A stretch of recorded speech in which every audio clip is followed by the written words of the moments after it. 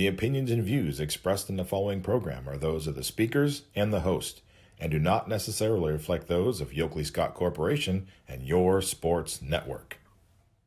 Yeah, I've been closer to Jesus before, so can you help me out? Oh, can you help me out? Am I on my own? Am I on my own? But can you help me out? Am I on my own? Am I on my own? Or can you help me out? Can you help me out?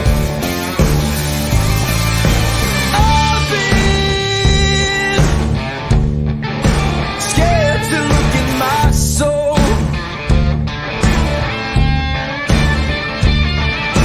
I've been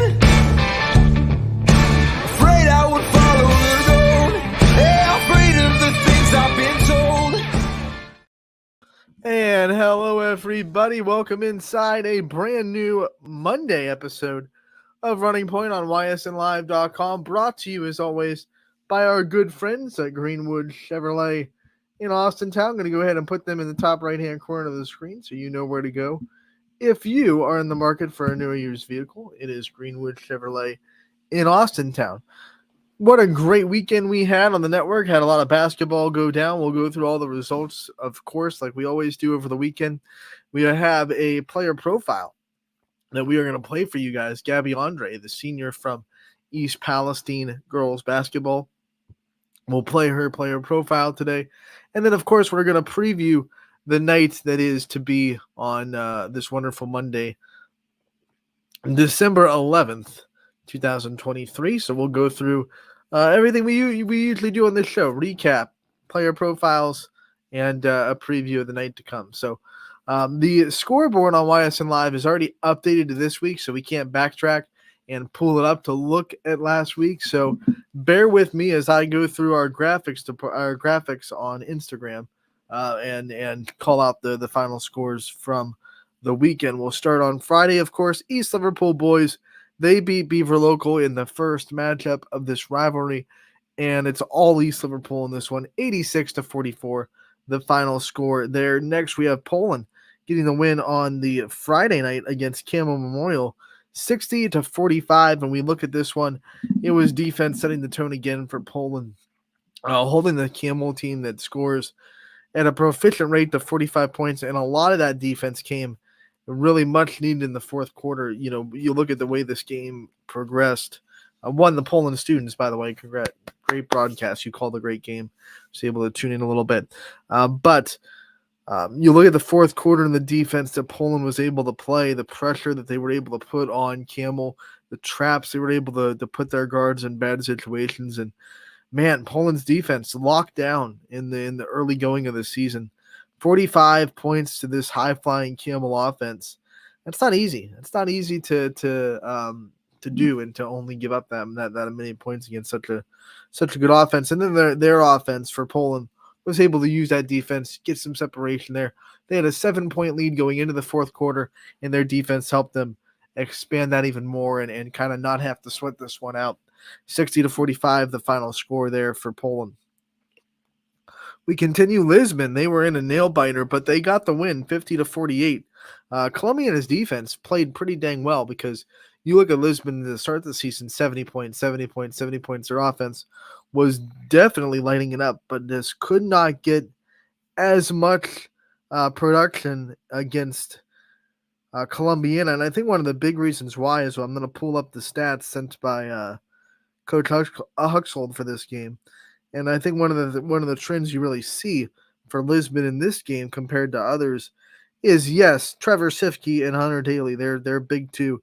They scored. They're going to score. They had big games, 17 for Hunter Daly and 15 for Trevor Sifke. But Colombiana did a good job keeping the rest of the team kind of down a little bit. You know, you look at after 17 and 15, the most anyone else scored was 6. Usually you see, Tate Wallen, you see Austin Daly, you see these Kraft, you see them score more like, in your 10s, 12s, something to counter and something to just supplement the good games that you expect out of Trevor Sifke and Hunter Daly. But Columbiana did a good job holding the secondary scorers down against Lisbon and making sure that 50 points is, I think you're living pretty good if you're able to hold Lisbon to 50. Unfortunately for Columbiana, Lisbon's defense was also in the same boat. They let the big scorers do what they were going to do. 16 points from Seth Storarek, but nothing. I mean, no one else in double figures. You had um, Maddox Brown in 9. He had 9, but that's below his season average so far. Early on in the season, of course. And then I think you kept some other key scorers below double figures as well. I mean, I know Columbiana is used to seeing double figures out of Ian Less. He's able to score quite a bit. They called him the 7. So Lisbon's defense was definitely up for that task, as they were able to just do enough to get the 50-48 victory. It's got to be good for that coaching staff to see that Lisbon can win in multiple ways. I think that's important for a basketball team going forward. Like, yes, we can score 70. We can go and we can have an offensive win for sure. They are more than capable of popping off on the offensive side of the ball. But hey, if some team plays some good defense, or maybe we don't have the greatest shooting day in the world, we can play defense too. We can get in those lower scoring games and win in the 50s or in the 40s, high 40s, whatever you need us to do. Lisbon's able to do that. So early on in the season, the Blue Devils proving they can win in different ways. Pretty important. That's going to be a big matchup going forward. I think the EOAC, the way it's trending, might just come down to Lisbon and Columbiana. So getting the win early on in the season in the first round at home, protecting the home court in league play. A lot of coaches talk about it. You got to win your home games in the conference because road games are so tough. So Lisbon getting the win at home from a tough effort from Columbiana, a game that they could have lost. And they didn't. They found a way to win. Great job by the Blue Devils. It's probably going to pay dividends for them when you talk about the conference, because now it might come down to, if both teams take care of business the rest of the year, second matchup, the worst Lisbon can have is a share of the EOAC. We'll see how the rest of the season goes. Of course, it's a long year. The EOAC is always one of those conferences that you see some teams maybe be able to throw a monkey wrench into things that don't have a chance to maybe get a championship, but they're right there in the middle of the pack and they pull off a win here and there. I think Southern and Wellsville are trying to figure out identities with a lot of new faces on the roster, but who knows? Maybe later on in the season when they start to find their groove, they can be one of those teams that, because of their early season struggles, doesn't really have a chance at the league per se, but they can definitely beat some of the top teams if they find their stride late. So you never know in the EOAC, but early going, it's trending like this was a very important matchup between Lisbon and Columbiana that could very well be a deciding factor in the league championship. Another close one. This one went into overtime in La Brea. Howland able to get the win 63-61. A great performance by the Tigers to end it in overtime and get the win. La Brea was at the free throw. This is going to be one that sticks with them for a while because they were at the free throw line. They could have tied the game. They missed a couple free throws, and that's how Howland was able to secure the victory. Lakeview goes on the road and beats McDonald 55-47. Great win for the Bulldogs there. JFK all over Lowville 68-27. The final score. JFK, we've talked about them a couple of times already on this show and already on Ysn as a whole. This is the year that everyone thinks like this is JFK's year. I think on Tuesday we saw them go and beat a very good Cardinal Mooney team on the road in a game that was close, and then they found a way to finish and make the final score a little bit more deceiving than how close that game was. But again, a great performance against a Lowville team that has athletes. You can say that they're trying to, just like Wellsville and Southern, trying to replace some big seniors, but they have athletes and they've been able to definitely score more than 27 in most games. So JFK's defense was on full display against Lowville 68-27. You don't usually see the Rockets score 27 too often there. Hubbard was able to get the win on Friday night against Mineral Ridge 59-46, the final score there. Niles gets another victory, 51-42. They were able to beat Brookfield. You go on to Wellsville getting the 62-46 win over Southern Local. We saw Springfield get their first win of the year over Crestview 58-40. The final score there, Sean Guerrero had a great game for the Tigers. You can find a post-game interview with him and Coach Brink done by our wonderful broadcaster Noah Doty on ysnlive.com on the story and also on our YouTube page. The Heralds of St. John fell to a very good Bristol boys team. That's a tough test for the Heralds early on in the season. We had Coach Collins on the show to preview the season, back a couple weeks ago. And one of the things he said was, we have a lot of big, strong opponents early on in the season that are just going to really throw us to the wolves. And I think Bristol was one of those teams that just not the right time for a Herald's team that's trying to figure things out to go and play a very good Bristol team. 71-20, the final score in that one. Edison boys fall to Toronto, 57-30, the final score there.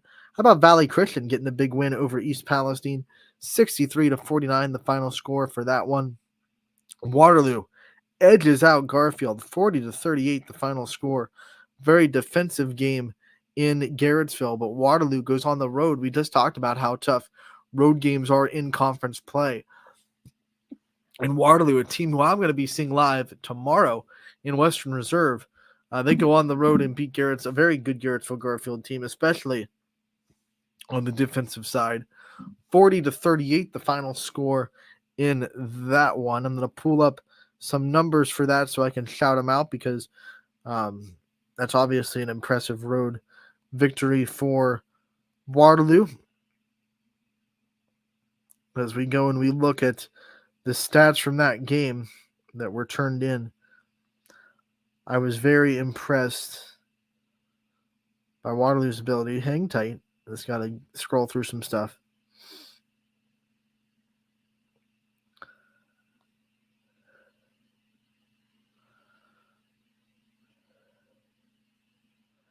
Hang on. Almost there.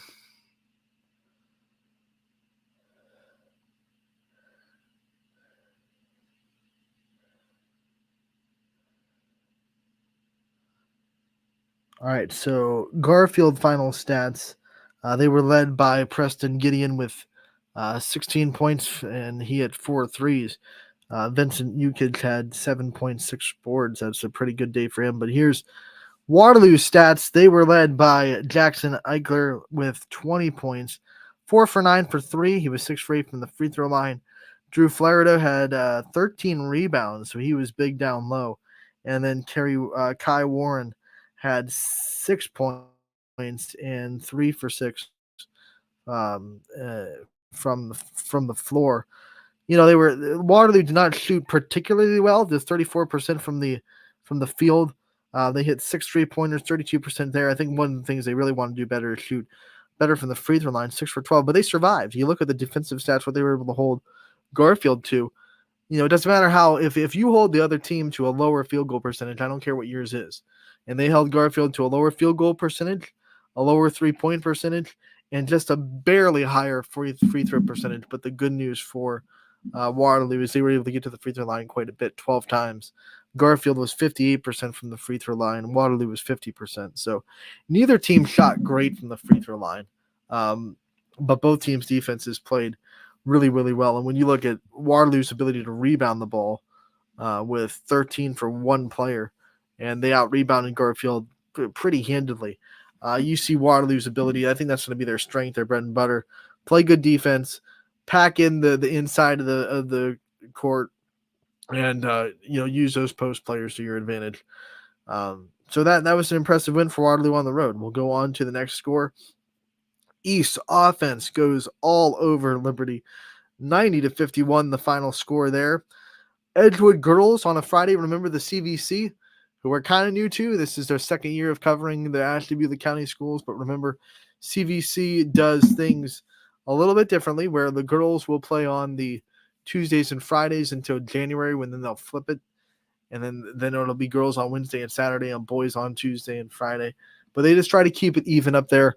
And I think they're striving to try to see if they can get attendance for girls to go up. And they hope that putting them on a Friday night will do that. So they kind of do Tuesday, Friday for the girls for the first half of the season, and then it'll flip, and the boys will be Tuesday and Friday starting in January, and they'll go into Wednesday, Saturday for girls. So Edgewood girls do get the win, 54-50, a tough one with Geneva, but they find ways. They find ways to win. That's a good win for the Warriors.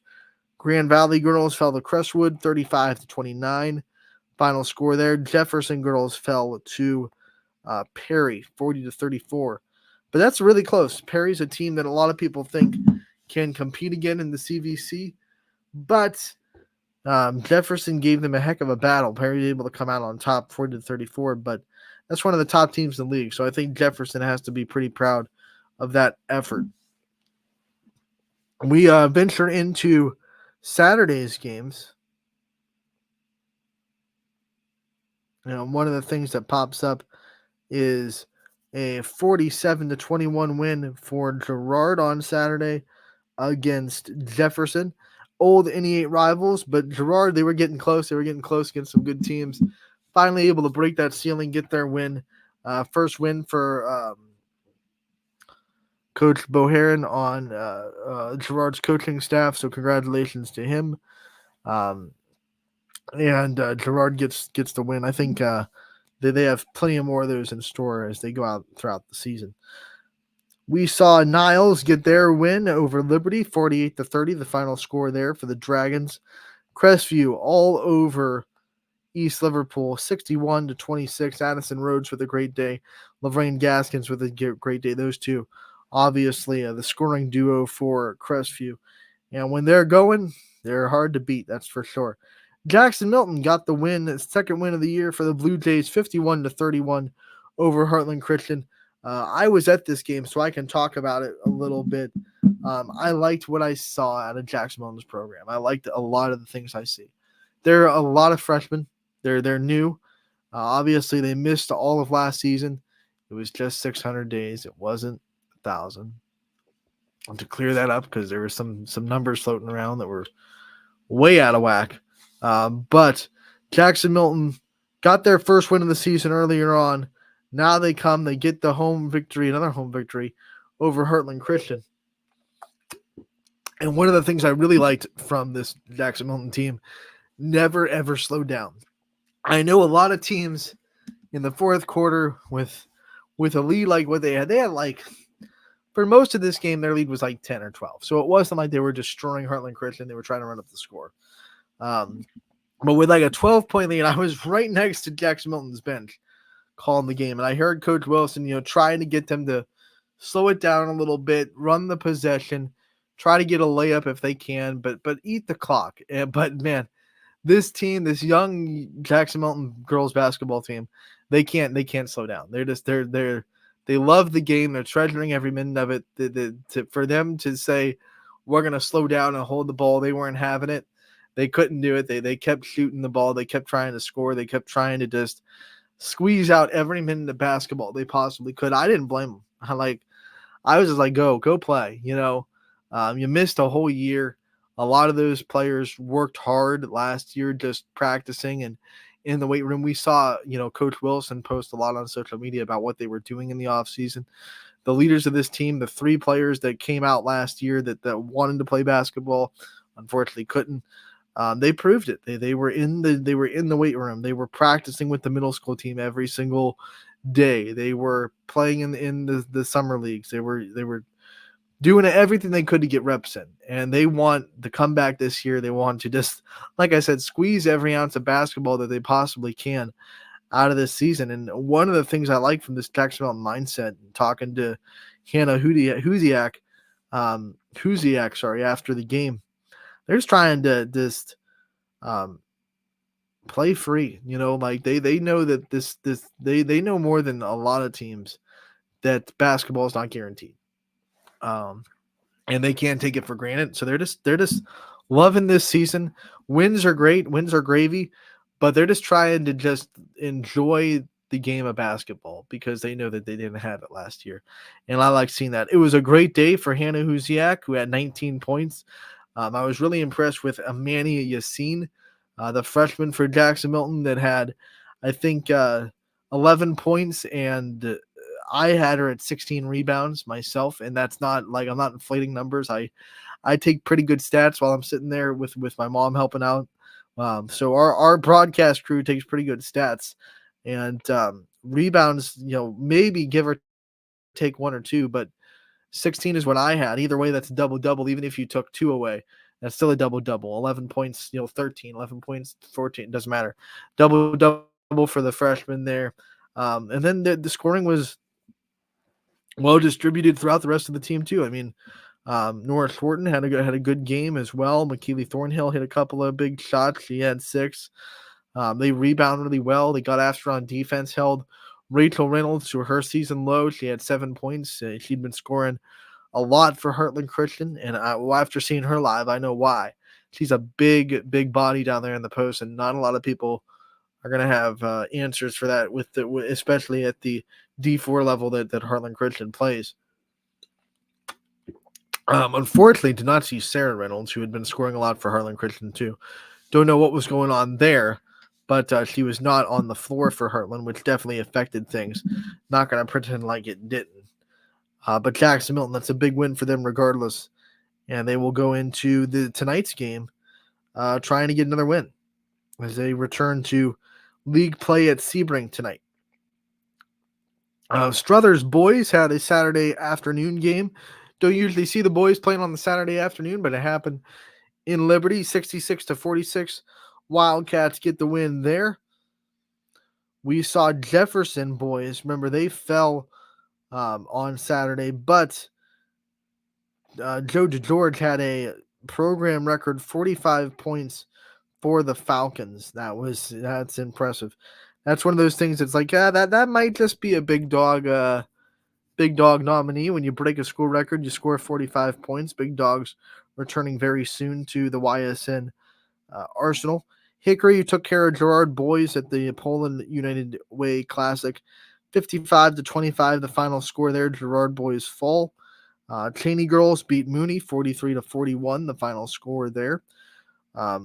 Ursuline boys in the second game of that United Way Classic of Poland, they beat Canfield 70-60. Talent on offense showing off there. In the third game at the United Way Classic at Poland, Boardman beat the Bulldogs on the girls basketball side 59-37, final score. The nightcap of the United Way Classic saw Boardman sweep Poland in both boys and girls basketball as the boys won 44-39, the final score there. Archbishop Hoban hosted a slew of basketball at the Castle over the weekend with games from morning to night. We were there for the nightcaps, which were both of Hoban's games. They started out their weekend with a matchup against undefeated Gilmore Academy, and they were able to pull out the win 51-44, the final score there. Hoban with a close, tough battle. We saw Conneaut boys beat Ashby St. John 78-65, the final score for that one. We saw Western Reserve fall to Matthews 54-42 on the boys' side. South Range boys, another one possession win. It's getting kind of ridiculous. I can't help but laugh at the amount of just nail-biting, thrilling victories that South Range has put together in the last season and change. I was talking about it last week. Last week they had, I believe, 9 one-possession wins last year, and most of them were at the buzzer or very close to it. And here we are again, another one coming down to the wire. South Range wins 48-46. A layup with about 2 seconds to go. Unbelievable. You just can't make it up. I mean, winning close games again and again and again and again and again. Like, these are 50-50 games. These are supposed to be ones that you win half the time, you lose half the time. And we haven't seen the Raiders lose one of these close games in a long time. They have been able to win every close game they find themselves in. West Branch last week hit some free throws, win it by 1. Hit a layup here down the stretch with 2 seconds left. South Range beats Cheney 48-46. I mean, what is in the water down there in Canfield? I don't know, but there's no panic. They're the most confident bunch in a close game situation. We saw them win with a defensive stop last year also. So it's not just being clutch on the offensive side, hitting shots. I remember that it was Springfield that they played last year, and Springfield had the ball down by like 2 with, it was like a 15-second defensive stand where they didn't let Springfield get a shot off. So South Range knows how to win down the stretch on both sides of the floor. It's just it's uncanny. It's not normal. It's not something we see every day, and we just have to kind of enjoy it as fans and keep hoping, keep coming to that Thriller Dome. They'll be back in it tomorrow. DJ Yoakley going to be in the house tomorrow with Tom Titus for the another edition of Thriller Dome basketball with South Range. We'll see if Gerard can push them enough to get us another buzzer beater.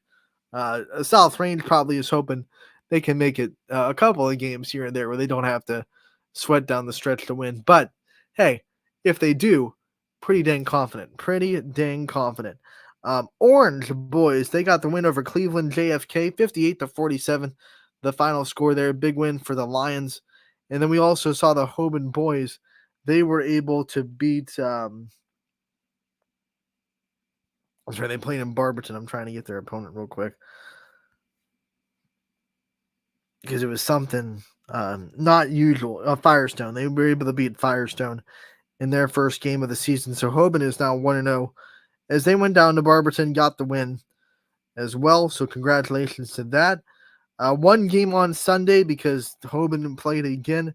They ended their weekend with a game against Toledo Central Catholic, and Hoban got the win 57-49. You can find stories and post-game interviews for both those Hoban games that Ty Bartell called on ysnlive.com and our YouTube page for the post-game interviews as well. If you're watching on YouTube or you're watching those interviews on YouTube, you go over there. Hi, thanks for tuning in. Thanks for supporting the YouTube channel. If you feel so obliged to, please hit that subscribe button. We love our subscribers, and it helps us build that channel. The more subscribers we get, the more people we can reach, the more YouTube will put us in their algorithm and send us to more people. And then, of course, if you're subscribing, if you hit that subscribe button, the next thing you want to do is you want to hit that notification bell. And here's why. Because YouTube algorithm can be kind of tricky. And if you just rely on it to tell you all the new fun videos that we put up on YouTube, you're bound to miss some. And you never want to miss any of the video content we put up on our YouTube page. Post-game interviews, player profiles, coaches' corners, full games, game highlights, a lot of fun stuff on our YouTube channel. So make sure to subscribe, and then when you're subscribed, hit that notification bell. You'll always be notified of the videos that we put up, and you'll never miss a minute of the content that we put on our YouTube page. And no one wants to miss stuff, right? I don't want to miss stuff. You don't want to miss stuff. No one wants to miss stuff. And speaking of missing, we can't miss our opportunity to thank you to our wonderful sponsors. So we're going to take a commercial break and be back with more Running Point. Remember, we have a player profile with Gabby Andre coming up at the other end of this commercial break on Running Point, brought to you by Greenwood Chevrolet in Austintown. 21 News delivers the news as it happens, using the latest technology from where it happens. Live here outside the Mahoney County. On air, online, Wednesday afternoon weather update. Very dangerous. and on the 21 News social media platforms. I'm on the road right now. 21 News, the Valley's only locally owned source for trusted news since 1953. Craftsmanship to us is 60 years of pride and dedication. Passed down from generation to generation. The hardwood floors that your kids take their first steps on. The solid wood doors you quietly close at night. The things we create day in and day out are the products that end up turning your house into a home. At Baird Brothers Fine Hardwoods, uncompromising quality and craftsmanship built our business. And it will keep us moving forward for generations to come. Going the extra mile at Greenwood Chevrolet means we want to take care of the community that takes care of us too. And we have to work together always. And that's how you stay in business for 40 years. You know, I love being a helper because when I help somebody, it makes me feel good. It means a lot that I can make a difference in others' lives. So I will do everything I can and just being there for them every step of the way. I want them to know within the first 5 minutes that they could depend on me. That's what going the extra mile means, only at Greenwood Chevrolet. Before the lights come on, before the workday begins, before a long day is ended, or it's time to have fun. It all starts with the people at Joe Dickey Electric. From replacing a light fixture in your home to building a substation for your business, no job is too big or too small. The people of Joe Dickey Electric power them all. Joe Dickey Electric, over 60 years of powering the Mahoning Valley.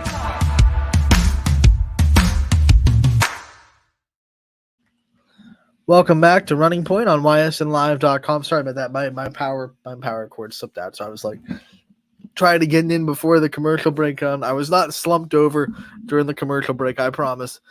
Anything can happen on a live web show, and that's what you get. Welcome back to Running Point on ysnlive.com, brought to you as always by our good friends who you can see at the top right corner of the screen. Greenwood Chevrolet in Austin Town, they go the extra mile for you. We try to do the same here on this show every single day. One of the ways we go the extra mile and we follow Greenwood's lead is that we do player profiles, and we take the time to spend 10 or 15 minutes with these players and get to know them on and off the floor and have them tell their stories. We have another one to play for you guys today. It's a great interview. Gabby Andre, the senior from East Palestine, a great leader for this Bulldogs program who won 3 games last week, 3 in a row. They're on a winning streak. They have another chance to win tonight in the conference. So East Palestine, I almost said East Liverpool. That's not great. East Palestine on a roll, and Gabby Andre, a big reason why. And here is her player profile I had a chance to record last week. Hartwig here with an East Palestine girls basketball player profile. I'm joined by senior Gabby Andre on the team. Gabby, thank you so much for taking the time to join us today. Thank you for inviting me. And we have you on perfect timing. You are coming off your career high, a 19-point performance against Lisbon on Monday. Got you guys a win. Before we talk about your whole career and this senior season that you're going through, talk about that moment in that game and kind of what it felt like to have so much success and to take that confidence into the rest of your senior year. I mean, it was really a team win all over. I couldn't have done it without anyone else. They all boosted my confidence, everyone, all the coaches. It was just a lot of fun. When you're having a game like that where it seems like everything's clicking and you're able to do so much with your teammates and things like that, what does that do for your confidence? Like, how are you feeling tonight? You have a game tonight, obviously. Like, what does that do for your confidence going forward?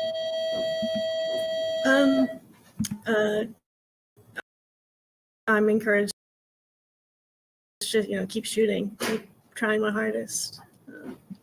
Here you are, your senior year. You're asked to be such a big leader to this team. You've been a leader, though. You've been there. You've done that. What's it like going into your senior year, knowing that everything you're doing this time around is for the last time, and you have to take everything for for what it's worth?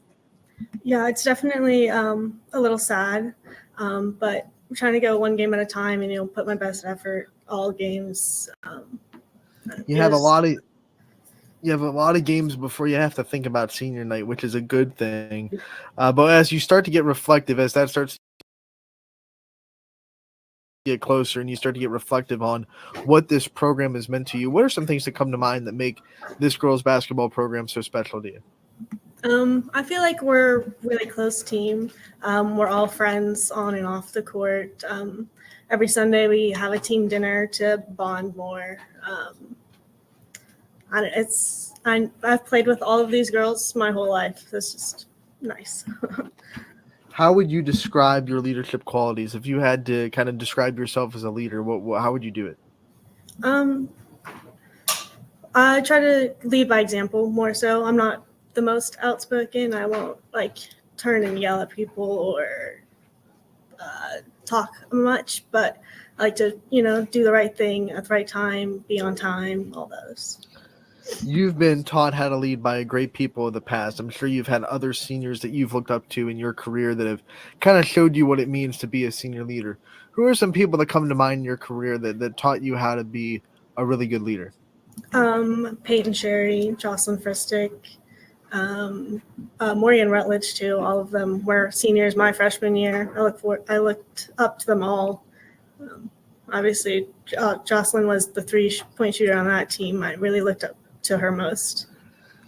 As we kind of expand on that question next year, when we ask another senior from next year's team, what being your teammate taught them and what kind of things you taught them on how to be a leader, what do you hope their answer would be? That was all cut off. I'm sorry, I couldn't understand you. You're all good. So we just asked you about the leaders that you learned from. Next year, when we bring on next year's seniors and we ask them what being, what Gabby taught you about being a leader, what would you hope their answer would be?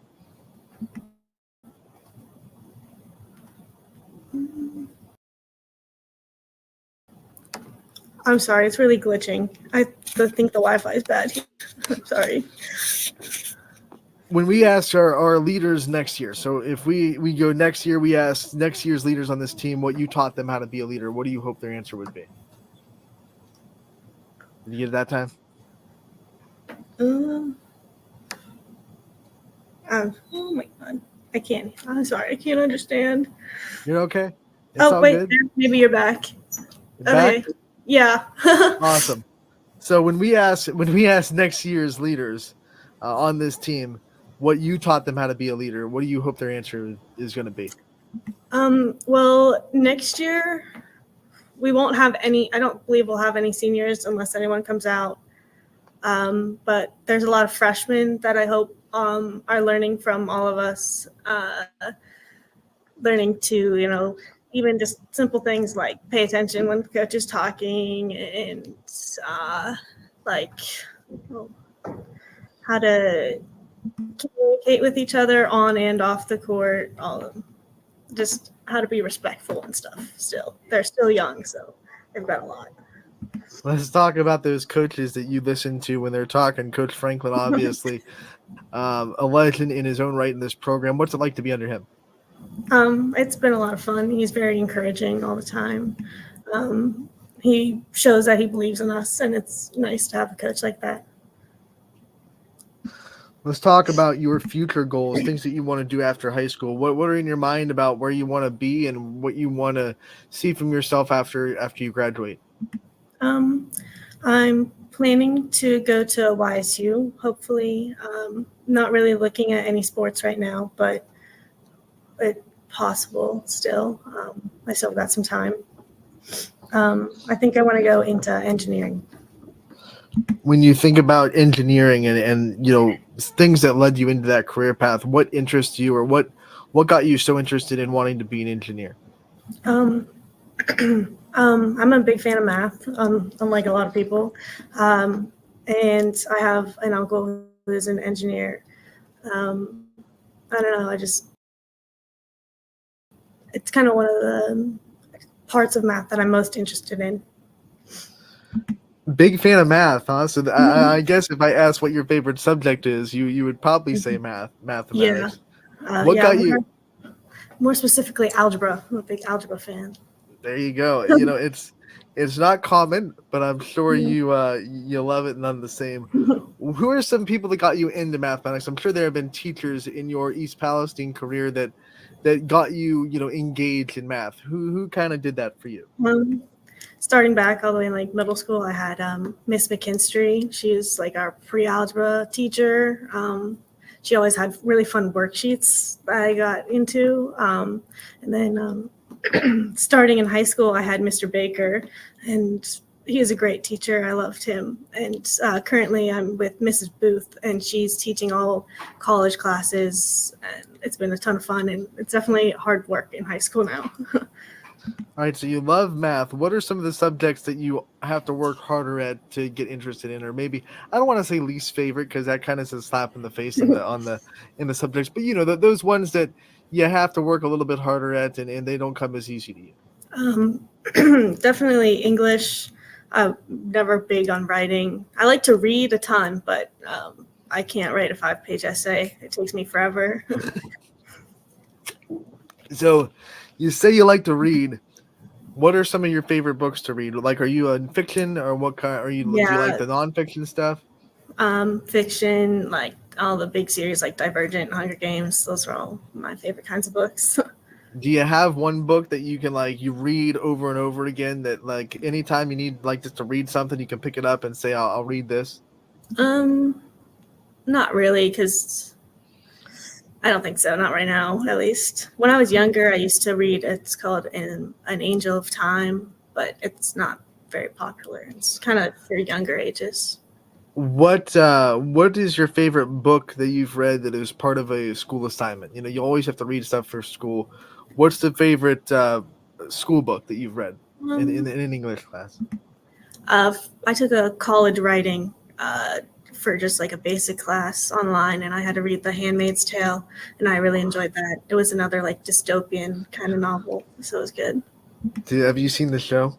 No, I haven't. I didn't. Okay, I didn't. I want to know how it compared because the show was pretty dang depressing, pretty hard to watch. Yeah, it was a depressing book. And too. I imagine the book would probably be able to go more into how depressing that life was. So, that being said, what kind of things do you do outside of basketball, like hobbies wise, things that you like to do that take your mind off the sport when it needs to be?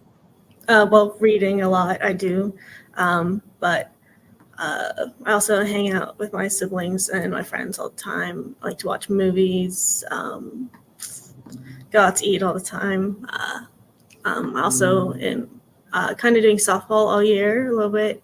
I pitch every Sunday, and it's always a break from basketball, I guess.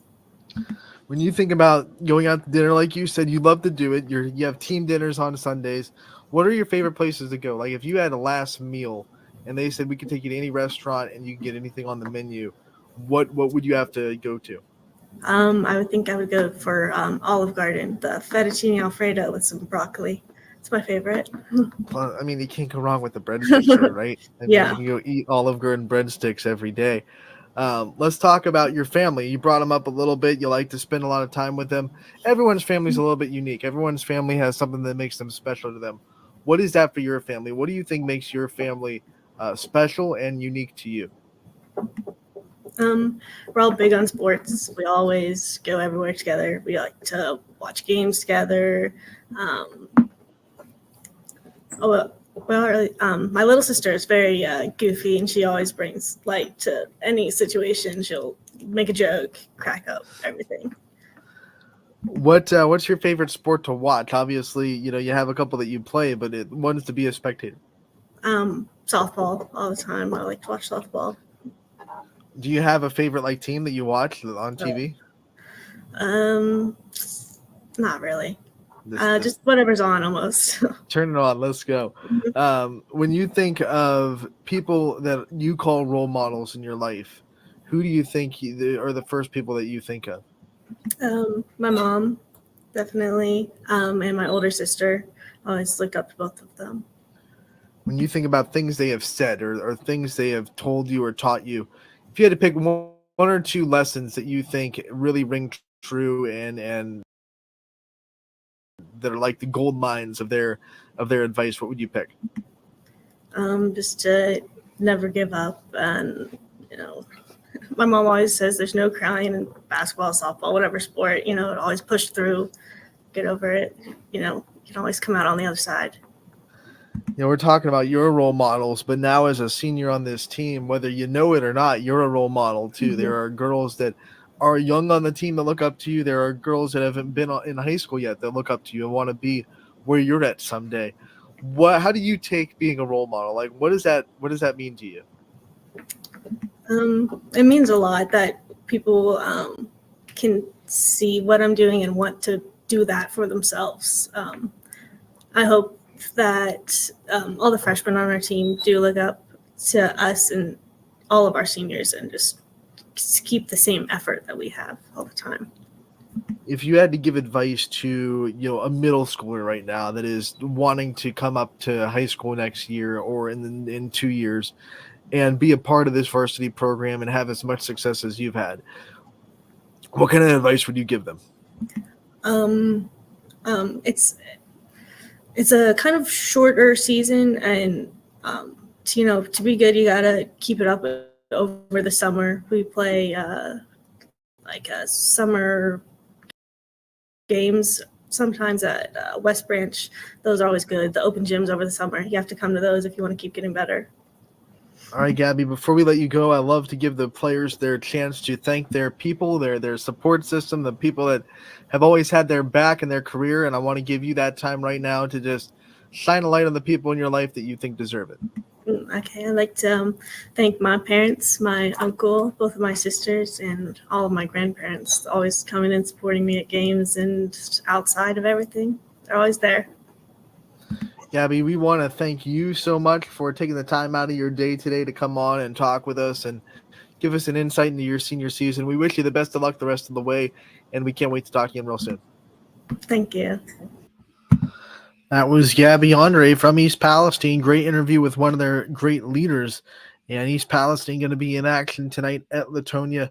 It'll be on ysnlive.com, and that is a perfect segue to go into the scoreboard for tonight, which is presented, as always, by Burnett Pools, Spas, and Hot Tubs. We'll pop it up on the screen there so you can see what we're looking at.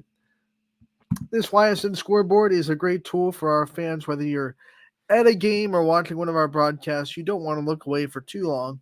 And the YSN scoreboard is a quick, easy way to see what other teams you're interested in are doing. It is live updated. We have a great team behind the scenes that tries their best to make sure these games are as live updated as possible. So you don't have to wait until midnight for the final scores to come in. And here's what the night of tonight looks like. It's going to be all girls basketball tonight as girls take the center stage.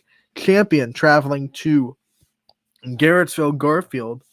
Champion trying to make a statement in the MVAC as they are off to a great start to the season, just that one loss to Warren JFK. And so they're trying to win a conference championship. They have to go to Garrettsville Garfield, the 3-time reigning district champs, and get a win in Garfield to do so. Niles will be traveling to Lakeview tonight. South Range travels to Girard. United goes to Southern Local tonight. And the EOAC, a big matchup there between the Eagles and the Indians. Brookfield goes to Liberty. You have Austin Town Fitch back at home. They will play St. Joe's Academy. Camel Memorial hosting Youngstown East. Western Reserve going to Springfield. That's going to be a big one in the Scarlet tier of the MVAC. As said before, East Palestine traveling to Latonia tonight. Jackson Milton goes to Sebring, trying to make it 2 wins in a row for the Blue Jays. Lisbon travels to Valley Christian. You got Matthews going to Ashtabula St. John tonight. Middle Ridge, they've off to an undefeated start. They're 5-0 on the season. They will play at McDonald tonight. Newton Falls goes to LeBray. LeBray looks so good in their win over Garfield on Thursday. Can they keep it up against the scrappy Newton Falls team? You have Poland. They will go to Hubbard tonight to take on the Eagles. That will be the opener in NE8 play for Poland. You have Pymatuning Valley. They are going to Badger tonight. That'll be a pretty good matchup between the Braves and the Lakers. You have Ursuline traveling to Cheney. They're going to have to deal with Alyssa Brown and that explosive Cheney offense. Cheney off to a 4-1 start. This is the Steel Valley Conference opener for the Cowgirls. Warren JFK travels to Cardinal Mooney on the girls' side. We saw the boys' side last week. We'll see if JFK can get the season sweep of boys and girls basketball.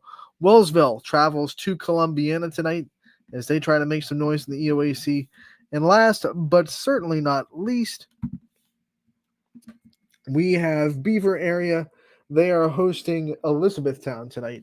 And that one will round out the scoreboard. Now we'll get you to what games will be on the network tonight and who will be there to call them. So Champion and Garfield will be called by the school. The students of Garfield will have you covered for that one. We have Matt Marr going to Girard for the matchup between the Raiders and the Indians. Chris Sigler will be in Southern for United and Southern Local. I'm going to go to Springfield for the Tigers taking on the Blue Devils tonight. Bob and Donna Zanny going to be in Struthers for East and Struthers. St. Joe's Academy going to be at Austintown Fitch and Ty Bartell. And Brandon Colangelo will be there as well. East Palestine at Latonia. That'll be on the network tonight. Larry Scragg going to be on the call. Matthews at Ashtabula St. John. Sam Torres and Ray Torado on the call there. We're going to have Badger be on the slate tonight. Bill Shea going to be on the call between Pine Tuning Valley and Badger. Orange JFK at Mooney, that's going to be on. Eric Hughes will have the call for you there. Joe Eusebio on the call for Wellsville and Columbiana. And then CJ Schroeds and Noah Doty will be there for Beaver area, as the brand new Ysn school just signed them last week. They will be on the network tonight with Noah and CJ both on the call from PA. So that's what your schedule looks like tonight. Bunch of really good matchups. A couple ones that are going to pay dividends for conference standings. And it should be a pretty good night of scores to recap tomorrow, which is when we will be back from Running Point. But before we go, one of the things I want to end today with, I want to make sure I just take the time to say it. We know that a lot of people in just the community, the South Range community especially, but a lot of people surrounding the South Range community and there's a lot of families right now are dealing with the loss and the tragedy of the Ron and Stacy Sloveski. So happy that Hunter was able to survive the terrible car crash that happened in Florida last week. But his parents unfortunately did not. And I know a lot of people he was a South Range alum and Ron worked at South Range. A lot of people are just shook by this, and we want to send positive vibes to everyone that is dealing with this tragedy that has become of the community. It's unexpected. It's out of nowhere. It's just one of those situations where life proves to you how fragile it can be. So we want to just take the time real quick to share that we're thinking about the people that are impacted by this, definitely the family. And we know that family impacted so many people in our community. So wanted to take the time before we left today's show to share that sentiment and share that we are definitely thinking about everybody that is impacted by it. And with that being said, we are going to sign off from today's episode of Running Point. We will be back tomorrow from 1 to 2 to recap tonight's action and go over what's going to be happening tomorrow and a lot more. So don't go anywhere. We'll be back tomorrow, 1 to 2 on Running Point. Enjoy.